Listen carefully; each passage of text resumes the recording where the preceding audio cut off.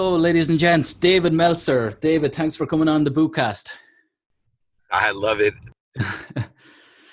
It's just anything to unify the world. It's so great. Brilliant. Just to give people a little bit of a background into yourself, what's your backstory? Yeah, sure. So, mine's really a journey of money, believe it or not. I was born with a mom. My dad left when I was 5. We had 6 kids, a single mom in Akron, Ohio, which is a normal blue-collar place. But I really wanted to be rich. That's really my life's goal. And the reason I wanted to be rich, I wanted to buy my mom a house and a car because I grew up super happy. And the only time I wasn't happy is when I saw my mom crying because of financial distress. Not enough food or the car broke down. Normal things that happen, but driven by money, I started to build a relationship with money that it bought happiness, it bought love, and it was reinforced because I had such great focused and consistent behavior. So even, where I went to school and I got engaged when I was in law school to a rich girl and then broke it off with her because I made money. I was a millionaire 9 months out of law school and bought my mom that house and the car and felt as if I was her favorite child. And then beyond that, went to the Silicon Valley and made more money and married my dream girl from childhood. Everything I did revolved and reinforced my relationship with money, that it bought happiness and it bought, love. And that all came to an abrupt stop when I lost it all. I was a CEO of the world's most famous sports agency, a place called Leigh Steinberg Sports Entertainment. They made the movie Jerry Maguire about our firm.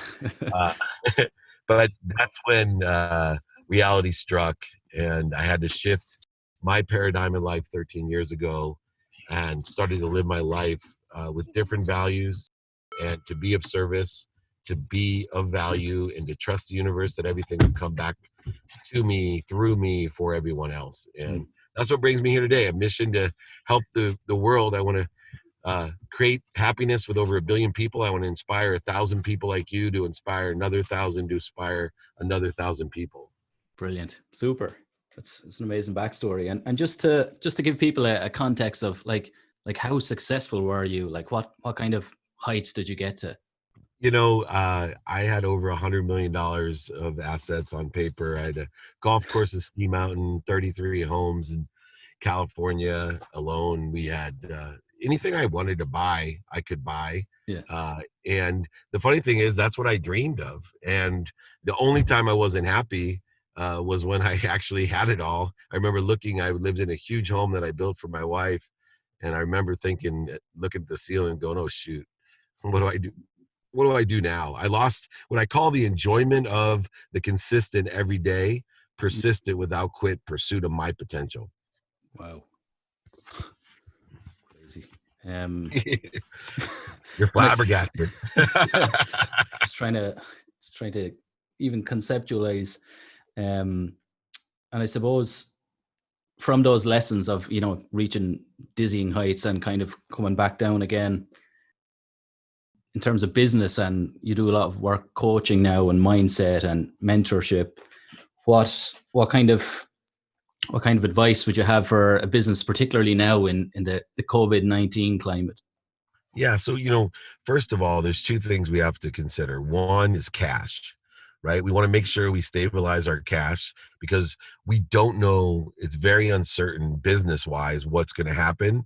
And the rule of business is, a business is a business until you run out of money. Once you run out of money, you have no business. Your employees, you are hurting your employees. You cannot pay your employees if it's going to put you out of business because they're going to end up in the same position without any money as well. So you need to keep your cash position so that you stay in business and you continually, take inventory of your values, of your culture. And every day you need, because we are in compressed times, compressed change, and compressed uncertainty, you need to take inventory of those cultural values every day to make the best decisions. And one thing that I'm helping all of my clients with, and everyone else. I'm doing a free training today. I'm online every day doing free Q&A. But there's 4 things that we can control. So remember, the change that occurs is we're changing. Nothing else is really changing. So we want to control the 4 things that we can control. Number 1, our mindset, right? So we have to practice the right mindset in order to effectuate a positive mindset, one of productivity. How much value are we going to provide? Accessibility. Are others accessing us? How are we accessing what we want? And gratitude. And then the second is what we say and what we hear. We can control what we say, and we also can control what we hear. Too many people are completely inundating themselves with negative energy and negative ideas. Yeah. We need to inundate ourselves with positive speak and positive listening. We also can control our feelings, right? When you're anxious, frustrated, angry, separate, inferior, superior, resentful, offended, all these different fear-based emotions, you need to go back to center. You need to control your emotions in order to clear the connection to the lessons, to clear the collection, clear the connection to the light, clear the connection to the love. This is going to inspire you. Motivation is one thing, but it won't last. It won't last the time of COVID. Inspiration is permanent. It's infinity. And there's a difference. Fear can motivate you. It can't inspire you. Fear is a soul sucker. It'll suck your energy, but it will get you focused. And then the last thing that we can control is our actions.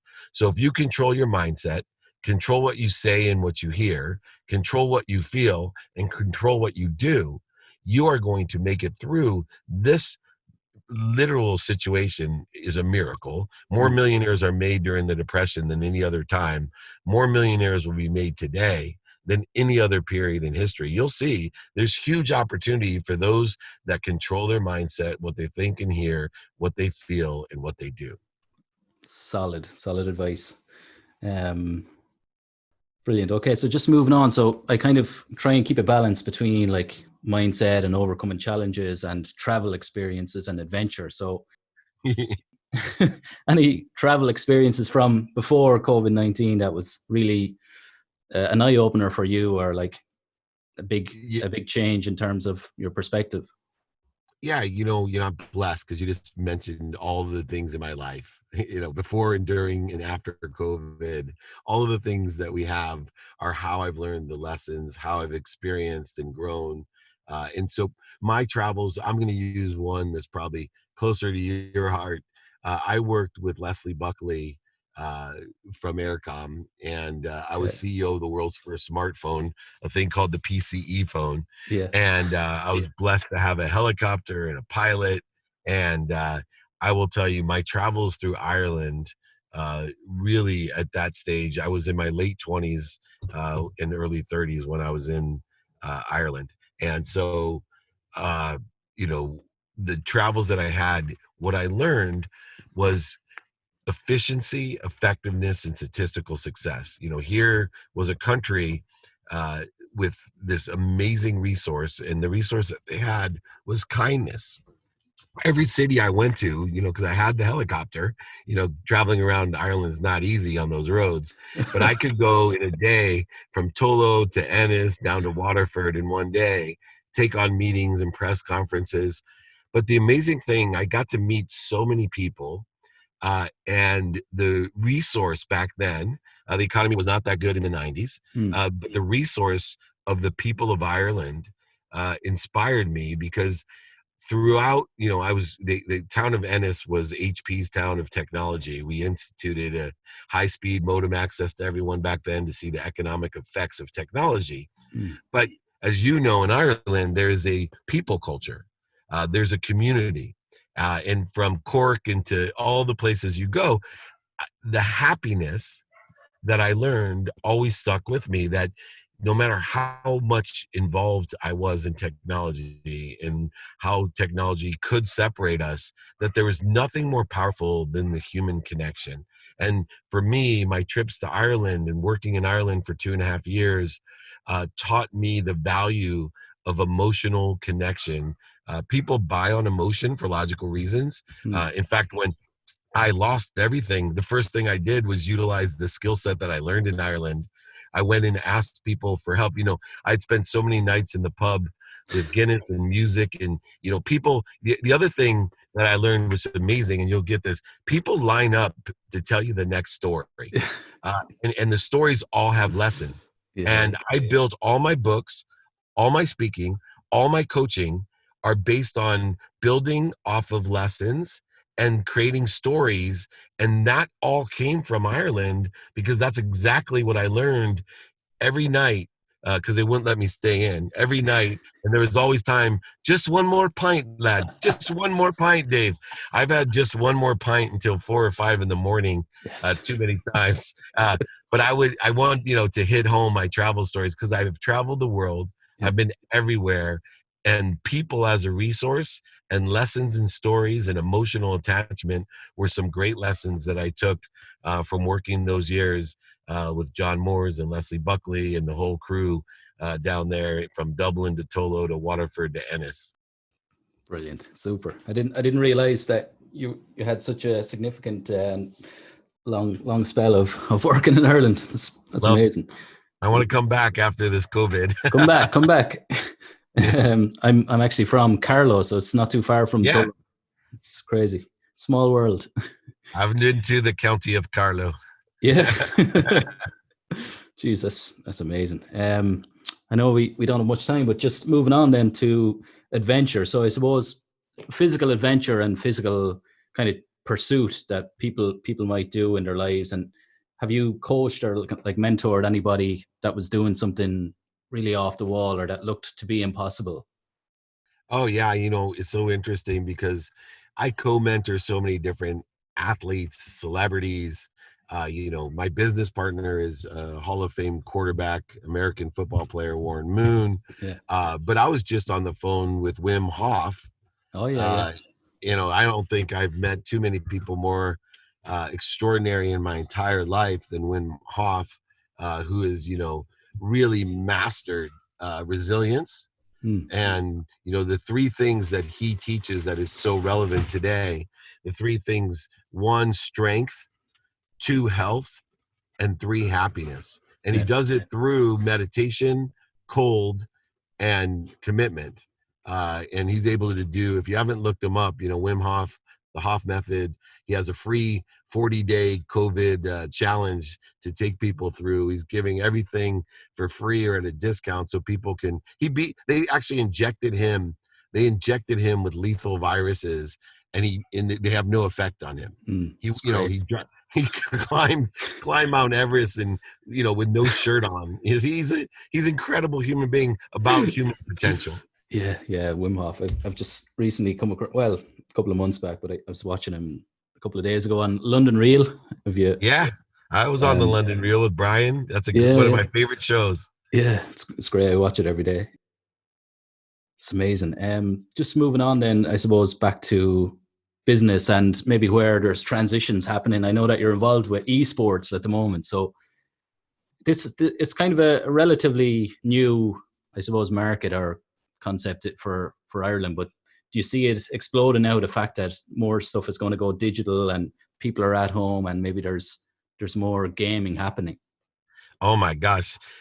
Invest in esports. Even before COVID, it's the biggest hidden secret in sports. I've never seen anything so interesting in my life. I invested in Splice, the Toronto franchise, now Overactive Media, one of the biggest esport companies in the world. And we have not even seen how big it's going to be. I have to thank my son. He was 7, and we were going to the NBA championship. And my son looked over at Oracle Arena, and he said, "Dad, they sold out the League of Legends championship." And I said, "No, you got that wrong. That's online." And he said, "No," he said, "they sold it out." He said, "More people watch that championship than the NBA finals." And I'm like, "No." He's 7, right? He's like, "No." And so when he proved it to me on his iPhone, he proved it to me. I immediately called my guys. I'm like, "Hey, I got to get involved in this esport thing. I don't really even know what it is." And I ended up being a founding investor with Meta World Peace and Marcus Colston and The Weeknd. We all invested in this huge opportunity. and it just through COVID, it keeps growing, and it's literally it's the great equalizer in sports. You can be a man, a woman, tall, short, fat. You don't even have to have arms. I mean, literally anything. You could be a great player and fan. So anyone listening to me in Ireland, if you're not involved and you haven't invested, this is the hidden secret. This is the one. Super. Esports. Your latest book, Game Time Decision Making. Yeah, it's completely relevant today. Yeah. Based off of what I do is I give you a pregame analysis about the lesson I'm going to teach, and then I take great sports stories and great idols. Tillman Fertitta, the owner of the Rockets, and Landry's in America, and the Golden Nugget. He wrote the forward to it, and I use a pregame analysis to tell you the lesson, stories to teach you the lesson, and then a postgame analysis to give you insight into that lesson. So, utilizing what I learned in Ireland, I wrote a book of how to tell stories to teach lessons. The only thing I'm missing is I don't have any instruments. I can't sing. So if I can make it a music book, I would have, and I really would have impacted the emotional aspect. But it's a great way. It teaches you how to have the values, the strategy, the awareness to make good decisions in your life, regardless what's going on outside of you, to make the good decisions based on value, to maximize making a lot of money, helping a lot of people, and having a lot of fun. Super. It's interesting that you're able to call on all of this kind of sporting experience and analogy, because one of my previous guests, Mark Pattison, ex-NFL, he's doing the 7 Summit, so he has one more summit to do. It was cancelled recently, actually, because of the virus. But yeah, I mean, he was playing ball. You're probably aware of him back years ago. I flew to the Super Bowl with him. He was on the same plane as me. Yeah. Brilliant. Yeah, so Mark's a great guy. He was on one of my previous episodes. So it's great to see how sport can play such a pivotal role in life and in business down the line. So just a word on, you have a show on #1 digital business show on entrepreneur.com. Yeah, so elevator pitch. Bill Shaw, the president of Entrepreneur, and I, and the producer of Undercover Boss, batted around several different ideas of how we could help entrepreneurs. And Bill came up with the brilliant idea of putting somebody in an elevator for 60 seconds with a big clock in front of them to make them nervous, which is really important to understand, because that's why I detach myself from time. Because time creates resistance. And if you don't believe that, watch Elevator Pitch and watch how some great entrepreneurs freeze because there's a big clock with 60 seconds counting down. But yeah, we go ahead and allow them to pitch, and then we let you out of the elevator with a good pitch, and then we have 4 judges to see who would like to invest in the company, and we're on season number 6. We had to delay filming here April 20th. Because of the virus, but we'll be back on track as soon as the studios open back up. Super. Just a couple of final notes then before we go. Do you have a favorite quote? Absolutely. Be kind to your future self. Do good deeds. That will treat you well for the rest of your life. Solid advice, especially now. Favorite business leader, David?